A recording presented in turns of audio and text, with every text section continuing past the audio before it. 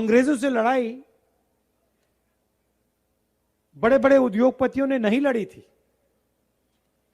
अंग्रेजों से लड़ाई हिंदुस्तान के किसानों ने और मजदूरों ने लड़ी थी। उसके बाद हरी क्रांति, कांग्रेस पार्टी, लोग कहते हैं कांग्रेस पार्टी ने हरी क्रांति दी। नहीं, कांग्रेस पार्टी ने किसानों के साथ पार्टनरशिप बना के देश को हरी क्रांति दी थी। पसीना, खून पसीना हिंदुस्तान के किसान ने दिया था। और मैं आजादी की बात की, हरी क्रांति की बात की, बहुत और ऐसे उदाहरण दे सकता हूं। इसको आप भी जानते, पूरा देश जानता है। आपने देश की सरकार को बताया कि हिंदुस्तान की सच्चाई से हम नहीं हटने वाले हैं। आप हमें ना खरीद सकते हो, ना डरा सकते हो, ना दबा सकते हो, हम नहीं हटेंगे।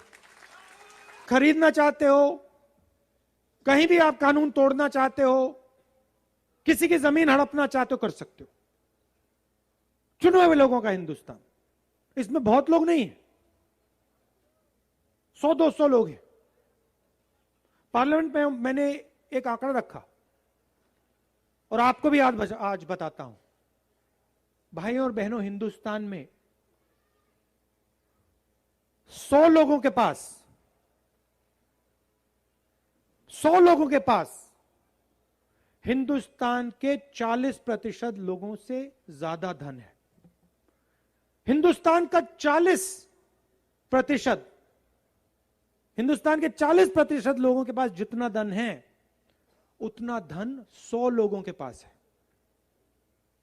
ऐसी डिस्पैरिटी, ऐसी इनकम डिस्पैरिटी शायद किसी और देश में नहीं है, सिर्फ हिंदुस्तान में है।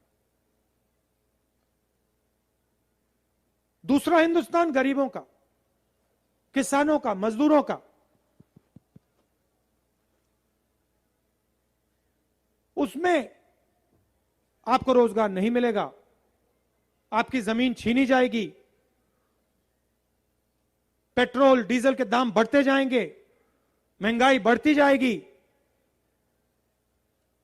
दो हिंदुस्तान हम नहीं चाहते हैं, हम एक हिंदुस्तान चाहते हैं। और न्याय हिंदुस्तान में होना चाहिए। हम किसान बिलों के खिलाफ क्यों खड़े हुए?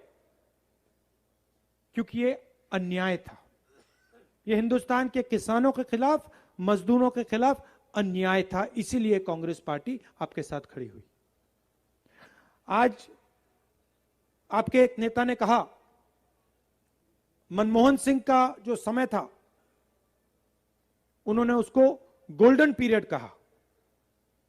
वो गोल्डन पीरियड क्यों था? वो गोल्डन पीरियड इसलिए था क्योंकि उस समय किसानों के बीच और सरकार के बीच पार्टनरशिप थी। हमारे दरवाजे, सरकार के दरवाजे आपके लिए खुले हुआ करते थे, बंद नहीं थे। आप हमारे पास आते थे और जो आपके दिल में था, चाहे वो किसान हो, मजदूर हो, आप आते थे सरकार के पास, जो आपके दिल में था वो आप कह जाते थे। कभी कभी हम आपसे कहते थे, देखिए हम आपसे सहमत नहीं हैं। और कभी कभी हम आपसे कहते थे, ये जो आपने बात बोली है, ये आपने बिल्कुल सही बोली है। मतलब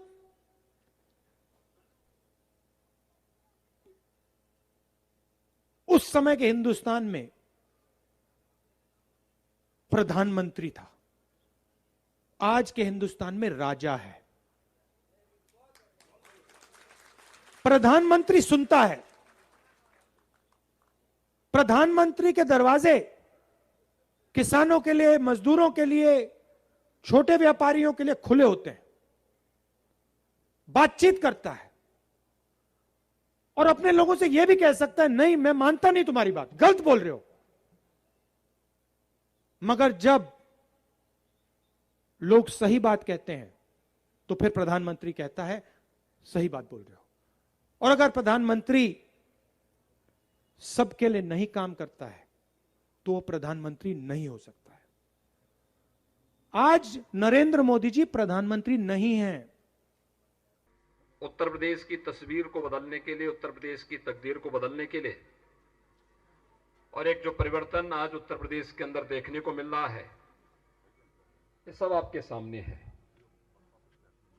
प्रयास करने से सब कुछ हो सकता है। उत्तर प्रदेश के युवाओं को, उत्तर प्रदेश के नौजवानों को, आने वाली पीढ़ी को अपनी पहचान का संकट न हो, यह आज सबसे बड़ी बात होनी चाहिए। क्योंकि 2017 के पहले उत्तर प्रदेश का कोई भी व्यक्ति जब बाहर जाता था, गोरखपुर का कोई भी व्यक्ति कहीं बाहर जाता था, उसको बहुत हेत इससे देखा जाता था। एक जो पहचान कुछ लोगों ने गोरखपुर की या उत्तर प्रदेश की बना दी थी, हमारा युवा हतोत्साहित होता था। आने वाली पीढ़ी के लिए कुछ भी नया नहीं करने की स्थिति में नहीं था। लेकिन आज मैं कह सकता हूं कि 5 वर्ष का प्रधानमंत्री मोदी जी के मार्गदर्शन में भारतीय जनता पार्टी सरकार का कार्यकाल पूरे प्रदेश की छवि को बदलने, वर्तमान और भावी पीढ़ी के लिए अपने को गौरव से कहने के लिए कि हम भी उत्तर प्रदेश के नागरिक हैं, हम भी गोरखपुर के नागरिक हैं, इस दिशा से बताने के लिए आज बहुत कुछ मौजूद है। न केवल सुरक्षा का एक वातावरण मिला है, बल्कि हर एक फील्ड में उत्तर प्रदेश तेजी के साथ आगे बढ़ता हुआ दिखाई दे रहा है। ये जो सुरक्षा का, विकास का, या फिर समाज के हर एक तबके के सम्मान का जो एक अभियान है, ये रुकना नहीं चाहिए, थमना नहीं चाहिए, ये अनवरत बने रहना चाहिए। और इसके लिए भारतीय जनता पार्टी की डबल इंजन की सरकार आवश्यक है। पिछली सरकारों ने अपने लिए सोचा था, उन्होंने व्यापक समाज के बारे में नहीं सोचा। वर्ग संघर्ष की स्थिति पैदा करना चाहते थे, दंगा फसाद करना चाहते थे, व्यापारियों को पलायन करने के लिए मजबूर होना पड़ता था। पश्चिमी उत्तर प्रदेश में क्या अराजकता थी, कैसे ये लोग अव्यवस्था का कारक बनते थे। लेकिन आज हम कह सकते हैं पूरे उत्तर प्रदेश में न केवल कोरोना जैसी महामारी को नियंत्रित किया गया, बल्कि पलायन जैसी बुराइयों को भी रोक लगा करके जो व्यापारी उत्तर प्रदेश से पलायन कर गए थे, उन्हें वापस उत्तर प्रदेश के अंदर ला करके वे अपना व्यवसाय कर रहे हैं, सम्मान के साथ, सुरक्षा के साथ। बेटियां स्कूल जा रही हैं, हर माता, हर बहन अपने आप को सुरक्षित महसूस कर सकती है। ये हम सब के लिए एक अवसर है, और यह जो क्रम है विकास का, गरीब कल्याणकारी योजनाओं का, आज उसकी एक झलक मुझे यहां पर देखने को मिली है। इससे पहले मैं यहां पर जब भी कार्यक्रम होते थे गुरुद्वारा में, गोपाल मंदिर में आने का मुझे अवसर प्राप्त होता था। मुझे इस समय जब मैं लखनऊ में रहता हूं तो लखनऊ के किसी न किसी गुरुद्वारे में मैं अवश्य जाता हूं। सरदार प्रविंदर सिंह जी यहां पर मौजूद हैं, और मैं देखता हूं वही उत्साह, वही उमंग। और हम लोगों को क्यों नहीं गुरु परंपरा पर गौरव की अनुभूति करनी चाहिए, एकदम होना चाहिए। क्योंकि इस परंपरा ने विपरीत परिस्थितियों में इस देश को बचाया है। देश और धर्म के लिए जो योगदान दिया है वह अविस्मरणीय है। उसे शब्दों में व्यक्त करना एक कठिन चुनौती है। और इसलिए आपने देखा होगा 2 साल पहले हम लोगों ने लखनऊ में मुख्यमंत्री आवास में, पहले गुरु नानक देव जी की जब 550वें प्रकाश पर्व के अवसर पर झांकी आई थी, तो कीर्तन का कार्यक्रम मुख्यमंत्री आवास पर ही हम लोग आयोजित कराए थे। सिंह जी महाराज के 4 साहबजादों के पावन कार्यक्रम को भी हम लोगों ने मुख्यमंत्री आवास पे आयोजित किया। और जो मांग वर्षों से, दशकों से थी, कि बाल दिवस के रूप में साहबजादा दिवस को मनाया जाना चाहिए, इसको भारत सरकार ने पूरे देश के अंदर घोषित किया। ये एक शुरुआत उत्तर प्रदेश से शुरू हुई। आज पूरे देश के अंदर उस कालखंड में विदेशी क्रूरता का सामना करते हुए भी जिन लोगों ने देश और धर्म के लिए अपने आप को बलिदान किया, उन महापुरुषों के उस शहादत व बलिदान आने वाली पीढ़ी के लिए निरंतर प्रेरणा का स्रोत बनी रहे, इस दिशा से आज कार्यक्रम चल रहा है। मैं आप सबका हृदय से धन्यवाद ज्ञापित करता हूं कि आप लोगों ने ये उत्साह यहां पर दिखाया है और इस उत्साह के साथ आज आप लोग यहां पर जुटे हैं। मैं तो आपके बीच का हूं, आपका आदमी हूं, आपका अपना हूं, तो मेरे साथ तो कभी भी आप लोगों का संवाद बनेगा, लेकिन इस पूरे कार्यक्रम को उत्साह और उमंग के साथ हम लोगों को, एक एक व्यक्ति को, एक एक घर को जोड़ करके जहां पर विकास और सुशासन के मॉडल को उत्तर प्रदेश के माध्यम से आगे बढ़ाना है।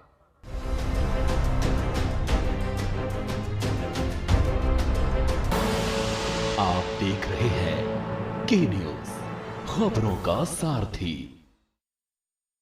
आज प्रदेश पहले से कई गुना ज्यादा सुरक्षित है। डर से मुक्त होकर आज हम लड़कियों को कितने अवसर मिल रहे हैं, आप खुद हिसाब लगा लो।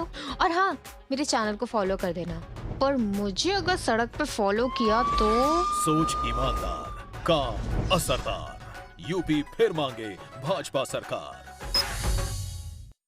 जुबान के लिए उड़ चला गैरों की ज़मीं पर, खुशबू अपने पन की ढूंढता। दूर कितना भी जाओ, इस जुबान से दूर ना जा पाओगे।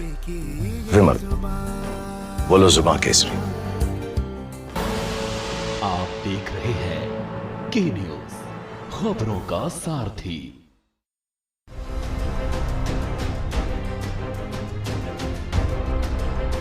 जो दिशा दी थी पंडित दीनदयाल जी उपाध्याय ने, जो दृष्टि उन्होंने दिया था, जो दर्शन दिया था, उसी के आधार पर भारतीय जनता पार्टी काम कर रही है। और मैं दावे के साथ कह सकता हूं, आज मोदी जी के नेतृत्व की भी सरकार यदि काम कर रही है तो हमारे पंडित दीनदयाल जी उपाध्याय ने जो दर्शन दिया था, उसके माध्यम से दिशा और दृष्टि दी थी, उसी आधार पर काम कर रहे हैं। मैं आज उस पंडित दीनदयाल जी उपाध्याय की स्मृति को नमन करता हूं। अंत्योदय की बात उन्होंने कही, कहा था कि समाज की अंतिम सीढ़ी पर बैठे हुए लोगों का उत्थान होना चाहिए, हर इंसान को सुख की, आनंद की प्राप्ति होनी चाहिए और परमानंद की प्राप्ति होनी चाहिए। यह कहा था पंडित दीनदयाल जी उपाध्याय। कहा था कि हर व्यक्ति 4 चीजों को मिलाकर बना हुआ है, तन, मन, बुद्धि, आत्मा। मैं विस्तार में नहीं जाऊंगा, लेकिन मैं पंडित दीनदयाल जी उपाध्याय की सोच क्या थी, वह मैं केवल आपके सामने रखना चाहता हूं। उन्होंने कहा कि यदि हम व्यक्ति को पूर्णता देना चाहते हैं तो सरकारों को, शासन व्यवस्था को ऐसा कुछ करना पड़ेगा ताकि हर व्यक्ति के तन को, यानी शरीर को धन धान मिल जाए, मन को मान सम्मान स्वाभिमान मिल जाए, बुद्धि के सुख के लिए ज्ञान मिल जाए और आत्मा के सुख के लिए भगवान मिल जाए। यह पंडित दीनदयाल जी उपाध्याय की सोच और उनकी इसी सोच के आधार पर हम लोग भारत की राजनीति में तेजी के साथ कदम बढ़ा रहे हैं। और बहनों भाइयों, इस सच्चाई को कोई नकार नहीं सकता। भारतीय जनता पार्टी की, मोदी जी के नेतृत्व की सरकार ने अंतर्राष्ट्रीय जगत में भारत की मान, प्रतिष्ठा और स्वाभिमान को बढ़ाने में कामयाबी हासिल की है। आज के कुछ वर्षों पहले भारत यदि अंतर्राष्ट्रीय मंचों पर कुछ बोलता था तो दुनिया उसे हल्के तरीके से लेती। भारत यह कमजोर भारत है, भारत गरीब भारत। हमारी बातों को जितनी गंभीरतापूर्वक लिया जाना चाहिए था, दुनिया नहीं लेती। लेकिन आज मैं दावे के साथ कह सकता हूं, बहनों भाइयों, आप भी सीना ठोक कर कह सकते हो कि आपका भारत अब कमजोर भारत नहीं है। आज दुनिया के मंचों पर, अंतर्राष्ट्रीय मंचों पर भारत यदि कुछ बोलता है तो सारी दुनिया कान खोल कर सुनती है। अब यह हैसियत भारत की बनी। दुनिया समझती है कि भारत बोल रहा है, इसका कोई मतलब हुआ करता है। आपने देखा उरी और पुलवामा में आज के 4-5 साल पहले यही हम ही लोगों की सरकार थी। पाकिस्तान से कुछ आतंकवादी आकर उन्होंने हमारे पैरामिलिट्री फोर्सेस के जवानों की हत्या कर दी। हमारे कई जवान शहीद हुए। उसके बाद हमारे प्रधानमंत्री ने हम 2-3 लोगों के साथ बैठकर चटपट फैसला किया। बहनों भाइयों, उस समय मैं भारत का गृह मंत्री था। चटपट फैसला। और आपने उसके बाद देखा कि हमारे सेना के जवानों ने पाकिस्तान की धरती पर जाकर आतंकवादी ठिकानों का सफाया करने में कामयाबी हासिल की। कांग्रेस पार्टी खासकर दलितों, आदिवासियों व अन्य पिछड़े वर्गों के वोटों की खातिर आए दिन किस्म किस्म की नाटकबाजी करती रहती है, जबकि इन वर्गों के मामले में इस पार्टी की सच्चाई तो ये है कि कांग्रेस पार्टी जब सत्ता में होती है और इनके अच्छे दिन होते हैं तो तब इस पार्टी को इन वर्गों का विकास व उत्थान आदि याद नहीं आता है, तथा न ही इनको महिलाओं की भी भागीदारी याद आती है। इतना ही नहीं बल्कि इस पार्टी के बाद खासकर यहाँ सपा व बीजेपी आदि की बनी सरकार में भी यूपी की जनता अधिकांश मामलों में काफी ज्यादा दुखी रही है। सपा की सरकार में तो ज्यादातर यहाँ गुंडों, बदमाशों, माफियाओं, अराजक तत्वों व सरेआम लूट खसोट करने एवं अपने राजनीतिक स्वार्थ में दंगे फसाद आदि कराने वालों का ही राज रहा है, जिसकी खास वजह से ही इस सरकार में आए दिन यहाँ तनाव की स्थिति बनी रही है तथा दंगे आदि भी खूब हुए हैं। इस मामले में पश्चिमी यूपी का मुजफ्फरनगर कांड इसका खास उदाहरण भी है। आपके नजदीकी मुजफ्फरनगर जिला लगा है। जब सपा सरकार में उधर दंगे हुए तो बड़े पैमाने पर जाटों के साथ साथ मुसलमानों को भी जानी माली नुकसान हुआ, जबकि बरसों से मुजफ्फरनगर, शामली, कैराना में वहां जाटों और मुस्लिम समाज में भाईचारा बना हुआ था, लेकिन सपा की सरकार में इस भाईचारे को मुजफ्फरनगर कांड की आड़ में खत्म किया गया। ये भी आप लोगों को मालूम है। और इतना ही नहीं, प्रदेश में विकास के कार्य भी ज्यादातर यहाँ एक विशेष क्षेत्र व एक समुदाय के लोगों तक ही सीमित होकर रह गए हैं। सपा की सरकार में प्रदेश में विकास के कार्य भी ज्यादातर यहाँ एक विशेष क्षेत्र व एक समुदाय के लोगों तक ही सीमित होकर रह गए हैं। खासकर दलितों व अति पिछड़े वर्गों के मामले में तो हर स्तर पर अधिकांश समय इनका सोतेला रवैया ही देखने के लिए मिला है। इसके साथ ही सपा सरकार में इनके संतों, गुरुओं व महापुरुषों आदि को भी सम्मान नहीं दिया गया है, अर्थात इनका हमेशा अनादर ही किया गया है, जिसकी जानकारी आप सभी लोगों को भी है। उन्हें यहाँ मैं दोहराना नहीं चाहती हूँ। मुसलमानों के साथ भी तो सपा सरकार में तो जितना इनको आगे बढ़ने का मौका देना चाहिए था मुस्लिम समाज के लोगों को, वो नहीं दिया गया और इनकी तरक्की तो बहुत दूर की बात रही। तो ये पूरे यूपी के मुस्लिम समाज के लोगों को ये मालूम है कि समाजवादी पार्टी के सत्ता से बाहर जाने के बाद और बीजेपी के सत्ता में आने के बाद यहाँ पूरे यूपी में सबसे ज्यादा समाजवादी पार्टी को मुसलमानों ने साथ दिया। सबसे ज्यादा समाजवादी पार्टी को मुस्लिम समाज ने साथ दिया। ये भी किसी से छिपा नहीं है।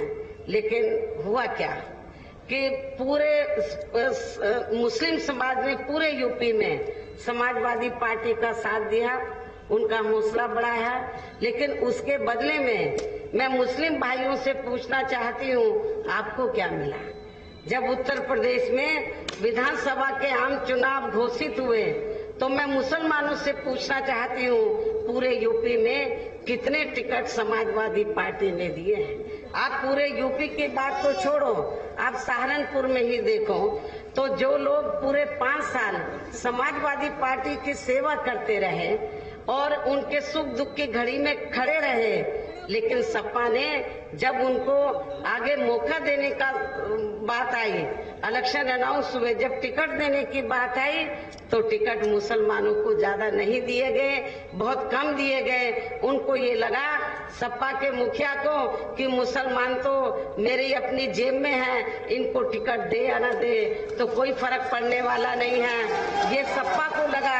लेकिन मैं अपने मुस्लिम भाइयों को ये बताना चाहती हूँ, खास तौर से सहारनपुर मंडल के मुस्लिम भाइयों को, कि आप लोगों को आपके समाजवादी पार्टी के मुखिया को, सपा को ये बता देना है कि मुस्लिम समाज तो उनकी जेब में नहीं है, वो अपने अधिकारों के लिए सजग है और ये मुस्लिम समाज उसी पार्टी के साथ जाएगा जो पार्टी मुसलमानों के जान माल मजहब की हिफाजत करने के साथ साथ उनको जिंदगी के हर पहलू में आगे बढ़ने का मौका देती है, उनको राजनीति में भी आगे बढ़ने का मौका देती है। और ये मौका मुस्लिम भाइयों को, अन्य वर्गों के साथ साथ मुस्लिम भाइयों को तो बहुजन समाज पार्टी ने सत्ता के अंदर भी दिया है अपनी सरकार में, और जब जो भी चुनाव हुए हैं, चाहे छोटा चुनाव हुआ हो या बड़ा चुनाव, तो मुस्लिम समाज को हमने उचित भागीदारी दी है, ये भी आप लोगों को मालूम है।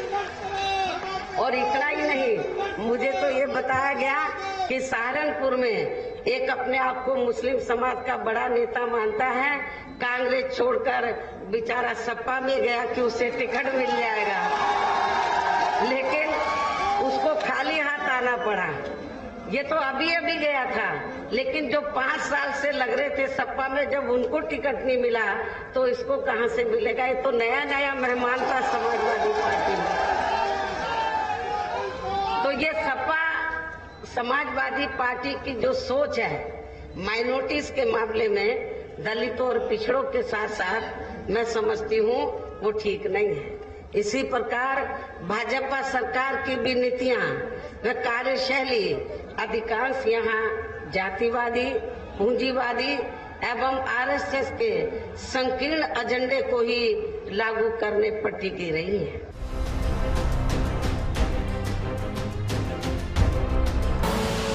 आप देख रहे हैं के न्यूज, खबरों का सारथी। चुनाव का टाइम बहुत बढ़िया होता है हिसाब करे के लिए। पहले पिछड़े वर्ग के साथ कितना अत्याचार होता था, यहाँ तक के शिकायत तक दर्ज नहीं होती थी, और आज शिकायत भी दर्ज होती है, उस पे कार्रवाई भी होती है। जो देते थे हमें चोट, काहे देंगे हम उन्हें वोट? हिसाब लगा लीजिए। सोच ईमानदार, काम असरदार, यूपी फिर मांगे भाजपा सरकार। कमल का बटन दबाएं, भाजपा को जिताएं। खुदी को आजमाया है तो ये अंदाज आया है, खुदी को आजमाया है तो ये अंदाज आया है।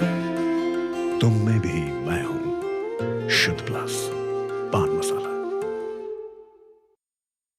बहुजन समाज पार्टी की राष्ट्रीय अध्यक्ष बहन कुमारी मायावती जी की उत्तर प्रदेश की जनता से अपील है कि वे सामाजिक एवं आर्थिक परिवर्तन के महानायक महात्मा ज्योतिबा फूले, छत्रपति शाहूजी महाराज, नारायण गुरु, बाबा साहेब डॉक्टर भीमराव अंबेडकर व मान्यवर श्री कांशीराम जी आदि के सपनों को साकार करने तथा प्रदेश में विकास एवं कानून का राज कायम करने हेतु बीएसपी की सरकार बनाने के लिए पार्टी के सभी विधानसभा प्रत्याशियों को हाथी चुनाव चिन्ह के सामने वाले बटन को दबाकर उन्हें जरूर विजयी बनाएं।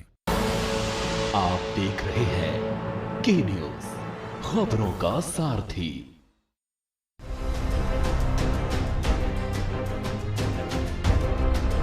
भारतीय जनता पार्टी ने तीनों काले कानून वापस ले लिए। हम लोग जानना चाहते हैं कि उस समय जब 3 काले कानून लागू हो रहे थे, उस समय आप कानून की अच्छाई बता रहे थे और किसानों के हक में बता रहे थे, लेकिन जैसे ही तीनों कानून वापस लिए, हम लोग जानना चाहते हैं कि भारतीय जनता पार्टी के लोग ये बताएं कि अब उनके हक में क्यों है। अगर लाना हक में था किसानों के 3 कानून, तो क्या 3 कानून वापस लेना भी हक में था? ये तो भारतीय जनता पार्टी को बताना चाहिए कि क्या माफिया गुंडे जाते जाते उन्हें कोई नेता दिखाई दे गया तो फायर करते हुए चले गए? ये सबसे बड़ी कानून व्यवस्था की फेलियर है। ये कानून व्यवस्था का जो ढोंग जो प्रचार कर रहे हैं, इनकी कानून व्यवस्था हमने बहुत बार देखी है। हाथरस की बेटी को किस तरीके से उसके परिवार के लोग न्याय चाहते थे, सम्मान के साथ दाह संस्कार करना चाहते थे। इस सरकार के लोगों ने क्या किया बाद में? इतना जघन्य अपराध, और उसके बाद आखिरी समय पर परिवार जो सम्मान देना चाहता था अपनी बेटी का, भाई अपनी बहन का, वो भी सरकार ने नहीं देने दिया। और सही मायने में अगर आपके अलीगढ़ का अस्पताल में इलाज सही मिल जाता तो शायद हमारी बहन आज जिंदा होती। सुना है झांसी में मिसाइल बनाना चाहते थे, अभी वहां मिसाइल नहीं बन पाई है, और अलीगढ़ में भी कुछ डिफेंस कॉरिडोर के माध्यम से कुछ बना रहे होंगे। सुना है कि तोप बनाना चाहते हैं यहाँ पर, लेकिन कहां है डिफेंस कॉरिडोर? और जो इन्वेस्टमेंट के बहाने लगभग 4.5 लाख करोड़ का एमओयू साइन हुआ था, वो एमओयूज कहां हैं? क्या कोई नया उद्योग कारखाना लगा? मुझे याद है जिस समय ओम प्रकाश राजभर जी और हम लोगों ने सहयोगी दल ने पहली मीटिंग की थी मऊ जिले में, उसी समय तय कर दिया था कि भारतीय जनता पार्टी का दरवाजा बंद करके उसमें कुंडी लगा दी गई है कि जनता बहुत त्रस्त है, परेशान है। आज भी जहाँ जहाँ गई, खास तौर से जो छोटे बिजनेस वाले हैं, जो छोटे दुकानदार हैं, बहुत ही ज्यादा परेशान है। वो कह रहे हैं कि नोटबंदी और लॉकडाउन और जीएसटी की वजह से उनका बिजनेस लगभग बंद हो चुका है।